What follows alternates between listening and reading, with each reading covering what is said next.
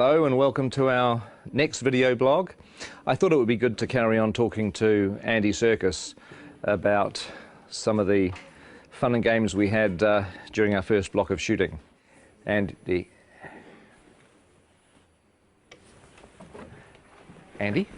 Where is he?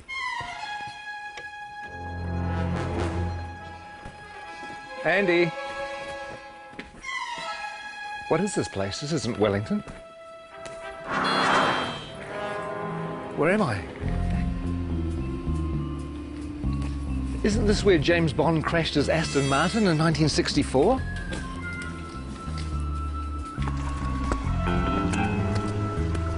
And isn't this where Red Grant trained to be an assassin at the beginning of From Russia with Love?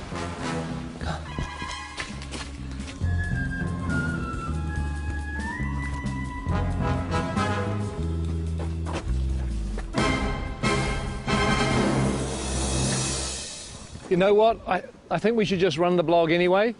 So what we did is we asked cast and crew to tell us a few of their favourite memories from the first 3 or 4 months of shooting.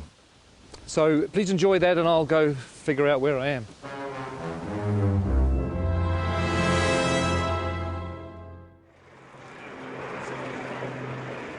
What are the things that stand out for you the most from the first block? I think for me my favourite stuff we've done so far has been Gollum's cave. Was that precious? The way that Pete did that scene, it felt like I was watching a play. It was sort of like you could just sit back and watch these amazing guys do their thing. Him and Martin together were fantastic. It was really cool. Trying to get back into the head of Gollum. I don't know if I ever told this, but it felt like kind of doing an impersonation of a character that I played Yes. a long time. It was weird because it was like, you know, having to re-own it again. Yeah, it was pretty cool. It was a nice way of starting. I felt sorry for Martin because he was suddenly thrust into having to find the character of Bilbo and have to deal with you for a whole week, going at him the whole time. I mean, it must have been a bit intimidating. Blazes and splashes. That's a meaty mouthful. Yeah. It's going to be a good movie. Check it out. After 2 years of, oh my God, when are we ever going to shoot this film? We had 13 dwarves and a hobbit. We might have had a wizard as well. And suddenly, it's real. Seeing the sets were like amazing. That was true. I mean, coming to Bag End for the first time and walking through. That was our first day, wasn't it? It was, first day on the job. That was amazing. Can you name them? Name the dwarves. Ori Dori Nori, Biffa Bobba, Biffa... Biffa Bomber Boffa, Ori Nori, Nori. I can never remember. See, that's the problem. You can't even remember who they are. You have Philly and Killy. There's Thorin, and there's Loin, and there's Oin, and Dwalin and Balin, and there's Biffa, Boffa and Bomber, and then there are the 3 Dori, Nori and Ori. I think that's it, isn't it? I think so. 13 Dwarves is one of the reasons why I dreaded The Hobbit and why I really didn't think I was going to make it for such a long time. But the irony is it's turned out to be one of the joys of the film. Oh my God.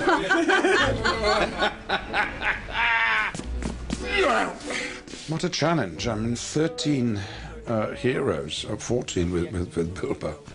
They all have to be differentiated in a way that isn't necessary in the book, but if you keep seeing them, you want to know who they are and specifically and what their attitude is and why they're on this journey. We need to move now! Come on! Some of the best memories were getting the dwarves ready. Everybody has helped these actors kind of find their way through lots of rubber and lots of hair. Walking through Weta and getting to see our designs and going, actually, God, I look amazing. I look the most amazing of anyone. That was probably the best day, wasn't it? Mm-hmm. Yeah. When you all said, gee, Jed's amazing. That's an amazing We design. did, yeah. Some of them actually look pretty bad before they get into the prosthetic. Some of them, in fact, for some of them, a prosthetic is making them look better, to tell you the truth, which says something. Mark Hadlow, for example, springs to mind. I have this lovely bit down here, and then this moustache that comes up here. I look stunning. Actually, I should be in centrefold. One of the things that quite early on we discovered was that Mark Hadlow likes to dress up in costumes, mainly sort of military type things. And the really weird thing about his sailor outfits is that below the waist, nothing. But again, you know, he's a nice bloke though. A little bit to cut. A little bit to cut. One of them doesn't have to wear a beard. Yeah, well, we're all very, very jealous of that. Actually, he is the Aidan Turner. He's the sexy dwarf. I don't even think he's got a beard, actually. Mainly because he's not old enough to grow one. He's the hot one, I suppose, if you like that kind of thing. But if you like knitted cardigans and knitted mittens, then I'm your fella. If there was a boy band in Middle Earth, he would be the leader of the Robbie Williams of the dwarf world. Whereas you'd be roadie, I think. Yeah, the roadie. Bond would be a roadie. I think when people see the beards are going to come back in big time. They are. Huge. Give us a kiss. Gelek Dashudba. Gelek Dashudba. We've all learnt a bit of the dwarf language, Kosdol, so we all have a kind of selection of words to fall back on, curses and battle cries. I mean, we speak Dwarvish to each other most of the time when we're all set. Okay, here goes. And Peter can guess what it is, and then I'll tell people. Caused Belcour. Caused Belcour. Caused Belcour. Peter? It means mighty dwarf.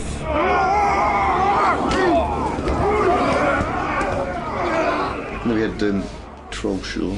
Well, you got to do all the fun stuff in Troll Show. Yeah, we did.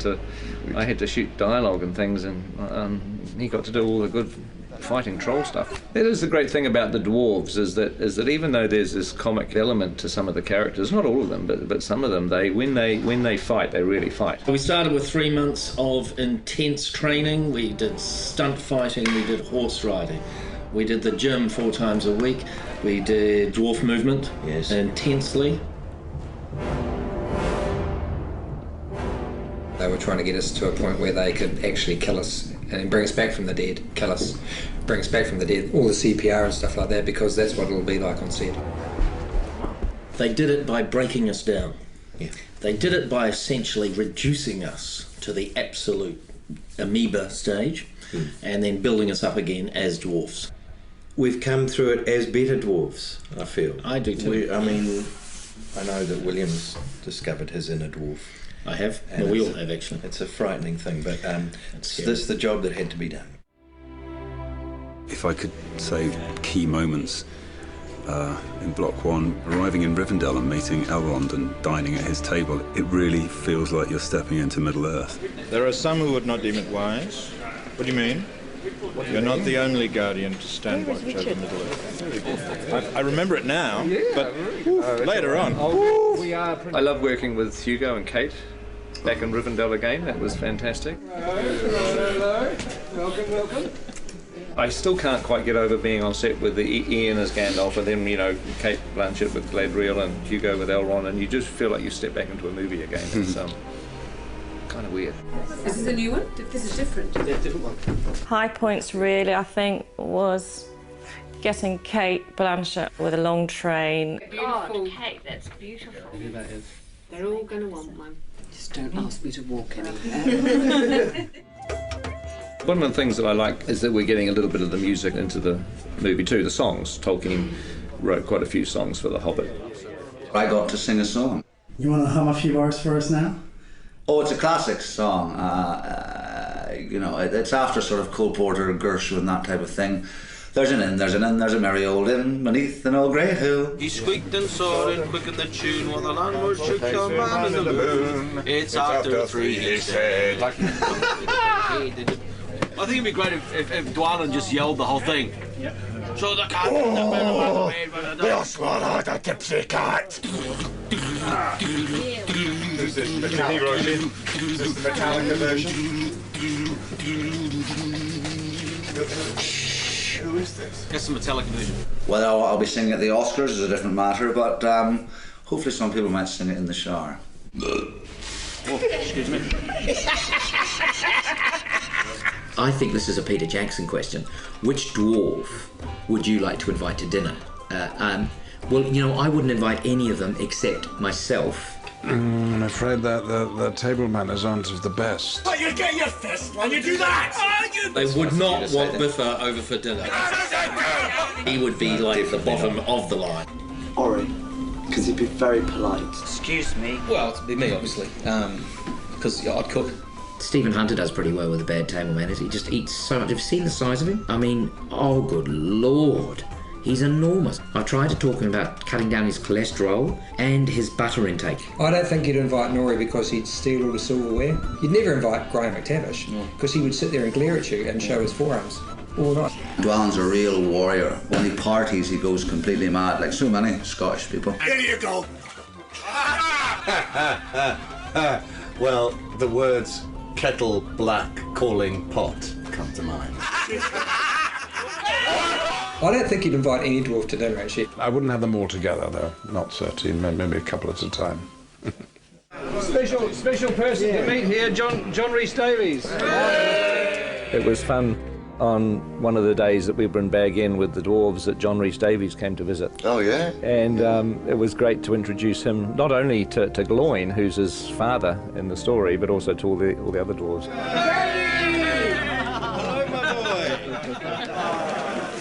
It's just like coming home to family.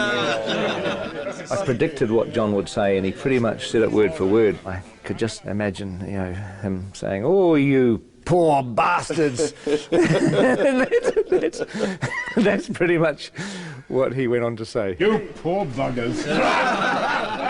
When he gets you running up the hill in full armour, you'll enjoy that. But you are going to be spectacular. And you'll be chased by women all around the world. but only if you're in costume and makeup. Okay. All right. We've been here since January the 13th. So what is that, 5 months? And we haven't even scratched the surface. Who are you doubling, Pete? I'm doubling Stanley Kubrick. One of the biggest moments was when we all put our gear on and we all stood together, sort of looking around at each other into the characters' faces. To stand in a circle and look at the guys that were going on the quest, I got a real tingle up my spine. Lovely, thank you, that's terrific. I think we can check the gate on that.